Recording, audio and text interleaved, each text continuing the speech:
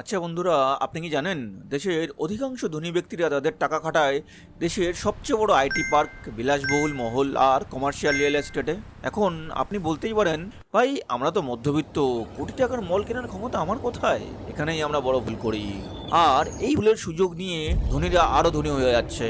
বর্তমানে মাত্র 400 টাকা পকেট থেকে বের করে আপনিও ভারতের এই বিলিয়ন ডলারের আবাসন ব্যবসার অংশীদার হতে পারেন। কোনো লোন ছাড়া, কোনো প্রমোটারের চক্কর ছাড়াই প্রতি মাসে আপনার অ্যাকাউন্টে আসবে নিশ্চিত ভাড়ার টাকা। কিন্তু কিভাবে? ভারতে 95% সাধারণ মানুষ যে সিক্রেটটা এখনো পর্যন্ত জানে না, চলুন আজ সেটাই ফাঁস করি। রবার্ট কিওসাকির বিখ্যাত বই রিচ ড্যাড পুয়ার ড্যাডে বলা আছে, ধনীরা এমন অ্যাসেট বা সম্পত্তি কেনে যা তাদের পকেটে টাকা ফিরিয়ে না আনে। কিন্তু আমাদের মধ্যবিত্ত সমস্যাটা কি জানেন? আমরা রিয়েল এস্টেট বলতে বুঝি কোটি টাকার ক্যাপিটাল, কিন্তু সেটা ভুল। ধরুন আপনি আর আপনার 10 জন বন্ধু মিলে ঠিক করলেন একটা বড় দোকান কিনবেন যা থেকে মোটা টাকা ভাড়া আসবে, কিন্তু একার পক্ষে সেই কোটি টাকা সম্ভব নয়। আপনারা কি করলেন?